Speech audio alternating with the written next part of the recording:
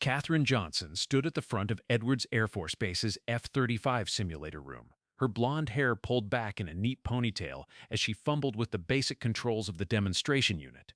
Around her, a group of visiting Air Force generals and defense contractors exchanged skeptical glances as she struggled to explain the aircraft's flight control system, her hands visibly shaking as she pointed to the wrong displays on the simulator's screen.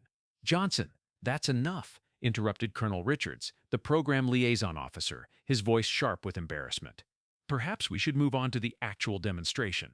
The visiting dignitaries nodded in agreement, their expressions making it clear they had little confidence in the young simulator technician. What none of them knew was that hidden beneath the collar of Catherine's blue contractor uniform lay a tattoo that would make every officer in that room snap to attention. From which city in the world are you watching this video today? Let us know in the comments. And if you believe that heroes come in the most unexpected forms, don't forget to subscribe. The morning had started like any other at the F-35A test and integration facility. Katherine had arrived at 6:15 a.m. to run diagnostics on the $35 million simulator before the VIP demonstration scheduled for 10 a.m. As the facility's junior simulator technician, her job was primarily maintenance, calibrating sensors, updating software patches, and ensuring the complex system accurately replicated the aircraft's performance envelope. Actually understanding fighter jet operations wasn't technically part of her job description, but with high-ranking visitors coming, Colonel Richards had insisted she familiarize herself with the basic briefing materials. "These people fund our program, Johnson," he had told her the previous afternoon, dropping a thick binder of technical specifications on her desk. "I need you to sound like you know what you're talking about. Just stick to the script." Katherine had nodded, taking the binder without comment. She'd spent the evening reviewing the materials, knowing it wouldn't matter. The tremor in her hands had been getting worse lately. Stress, the doctors said, though they couldn't explain why it affected her fine motor control so specifically. Whatever the cause, it made her appear nervous and uncertain, especially when all eyes were on her. The Edwards Air Force Base test facility was already buzzing with activity when she arrived that morning. Security had been heightened for the VIP visit, with additional military police checking credentials at every checkpoint. Katherine had parked her modest Honda Civic in her usual spot, grabbed her security badge and the briefing materials, and made her way to the simulator building. The familiar smell of electronics, air conditioning, and coffee greeted her as she entered the climate-controlled facility. Inside, she went through her morning routine with methodical precision, booting up the simulator's complex systems, running the calibration protocols, and checking that the day's demonstration scenarios were properly loaded. Everything was in order, as it always was under her management, despite what her supervisors thought of her presentation skills. "Johnson, the visitors will be here in 30 minutes, Colonel Richards announced as he strode into the simulator room at 9:30 a.m. "Are we ready?" "Yes, sir," Katherine replied, keeping her eyes on the control panel rather than meeting his gaze. "All systems are operational and the demonstration profiles are loaded." Richards lingered, watching as she made final adjustments to the simulator settings. "Remember, these people decide our budget for the next fiscal year. Don't get technical. Just show them what they want to see, that their money is being well spent." "Understood, sir," she said quietly. Now, as she stood before the group of Air Force generals and defense contractors, Katherine could feel the tremor in her hands becoming more pronounced. She'd been fine during the initial introductions and basic overview, but as soon as she began explaining the technical aspects of the F-35A's flight control systems, her confidence had faltered. "The control surfaces allow for enhanced maneuverability in—" She paused, her finger hovering over the diagram displayed on the large screen. For a moment, her mind went completely blank. The correct term, which she knew intimately, simply wouldn't come. "High angle of attack situations," supplied Colonel Richards smoothly, stepping forward. "Miss Johnson is more familiar with the simulator's technical operations than with aircraft systems. Perhaps we should proceed to the demonstration portion." Katherine stepped back, grateful for the intervention, but humiliated nonetheless. She could feel the dismissive glances from the visitors, another contractor who didn't understand the technology she was supporting. "Will one of your pilots be demonstrating the simulator today?" asked General Harrington, a square-jawed man with 3 stars on his shoulder and decades of fighter experience in his background. "Actually," Richards replied, "our test pilot is unavailable today. But Johnson here will run the automated demonstration sequence, which shows all the capabilities you're interested in."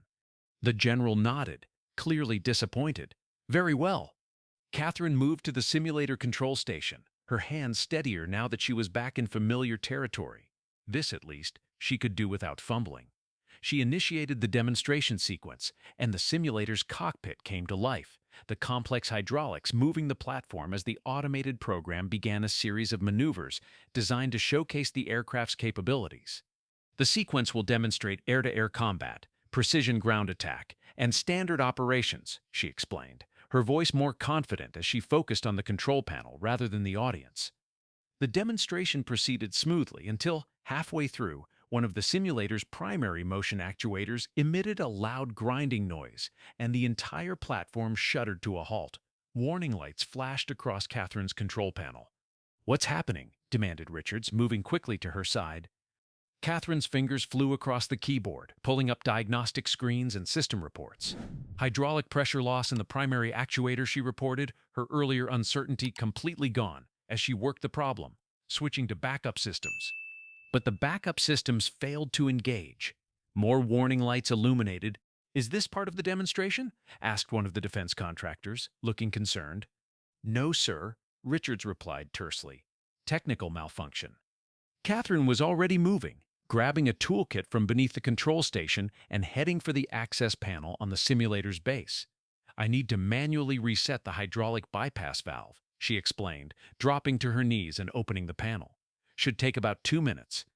As she leaned into the access hatch, the collar of her uniform shirt pulled down slightly, revealing the edge of a tattoo on the back of her neck, just visible above her collar line. General Harrington, who had moved closer to observe the repair, caught a glimpse of what appeared to be the distinctive shape of the F-35 Lightning II silhouette, inked into her skin. "Hold on," he said, his tone suddenly different. "What's that on your neck, Miss Johnson?" Catherine froze momentarily, then continued working on the hydraulic valve. "Nothing important, sir," she replied, her focus on the repair. "Step away from the simulator for a moment, please," the general ordered, his voice carrying the unmistakable tone of command. Catherine hesitated, then complied, standing and facing the general. Colonel Richards looked confused, glancing between them. "Turn around, please," General Harrington instructed. After a moment's hesitation, Catherine turned. The general gently pulled down the collar of her shirt about an inch, revealing a tattoo that was unmistakably the official F-35A test team patch, with additional markings that only someone deeply familiar with the program would recognize, including a series of small symbols representing specific test milestones. "This is a restricted program emblem," the general said quietly. "Where did you get this tattoo, Miss Johnson?" The room had gone silent. Colonel Richards looked politely bewildered. "That's classified, sir," Catherine replied softly. General Harrington's eyes narrowed. "Colonel Richards, I need to speak with Miss Johnson privately. Now." Richards, clearly confused but recognizing an order, nodded. "Of course, General. We can use my office." 5 minutes later, Catherine sat across from General Harrington in Richards' office, the door firmly closed. Colonel Richards stood uncomfortably by the window, trying to make sense of the situation. "Your real name is Major Katherine Johnson, isn't it?" the general asked without preamble. Catherine nodded. "Yes, sir, though I was a captain during my active flying days." "Would you care to explain to Colonel Richards why one of his civilian simulator technicians is actually an Air Force officer with a top-secret clearance?" Richards' jaw literally dropped. "What?" Catherine sighed. "Sir, I'm on special assignment from General Marshall at the Pentagon's Special Access Program office. My presence here is classified. She's one of our F-35A test pilots," General Harrington explained to the stunned colonel. "One of the pilots who worked on the early production models, and the only pilot to successfully identify the flight control software anomaly during the near-catastrophic incident in 2018. He turned back to Catherine, "A discovery that earned you the Distinguished Flying Cross, if I recall correctly." Richard stared at Catherine in disbelief. "But you can barely explain basic flight controls. Your hands shake when you give presentations." "The tremor is real," Catherine acknowledged. "Nerve damage from the high-G maneuvers during Test Flight 47. I experienced 9.2 Gs during an unexpected departure from controlled flight, and while I recovered the aircraft, the physical strain caused permanent nerve damage." "That was you?" Harrington asked, genuine awe in his voice. "You recovered an F-35A from a flat spin condition that our simulators predicted was unrecoverable." Yes, sir. The doctors said I was lucky to maintain most motor functions. The nerve damage in my hands ended my flying career, but not my usefulness to the program. But why are you here as a simulator technician? Richards asked, still struggling to process this revelation. Catherine looked to General Harrington, who nodded his permission. We discovered a potential vulnerability in the F-35's mission system software, she explained. One that could potentially be exploited. My mission was to integrate myself into the simulator facility, without drawing attention, identify if the vulnerability exists in the current software build, and determine if anyone has attempted to access it. And stop, prompted Harrington. I confirmed the vulnerability 3 weeks ago, Catherine replied, and I've identified the source of the intrusion attempts. They're coming from inside this facility. Richards paled. That's impossible. Everyone here has been vetted. Not impossible, Colonel, Catherine said quietly. I've tracked the intrusion attempts to a specific terminal. I was planning to complete my investigation this week. General Harrington stood. Colonel Richards, I need you to contact base security immediately. Have them lock down this facility. No one enters or leaves until we complete this investigation. As Richards reached for his phone, the building's alarm system suddenly activated, the harsh sound filling the small office.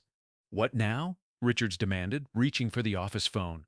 That's the fire alarm, Catherine said, already moving toward the door, but there's no fire drill scheduled for today. The three of them rushed back to the simulator room to find it empty, the visitors having evacuated due to the alarm.